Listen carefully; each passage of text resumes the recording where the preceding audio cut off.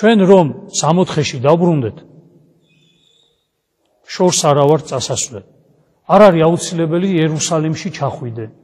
არც ათონის მთის მოლოცვა არ არის აუცილებელი. არც სინას მთაზე ყოფნა არ არის და არც ეგვიპტის უდაბნოებში გასვლა. არც დავითგარეჯში ჩვენს დიდ სიწმინდეებში წასვლა არ არის აუცილებელი. აუცილებელი არა.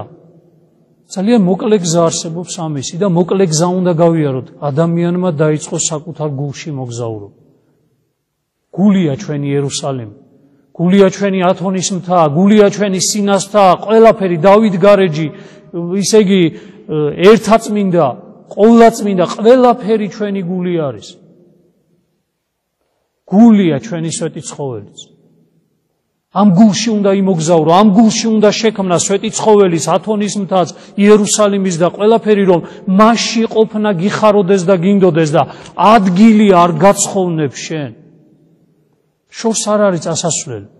ვერავინ იტყვით იმას, ვიცი რა, მე იქ არა ვარ, სიწმინდეები, ყველაფერი იქნება მარხვის განმავლობაში.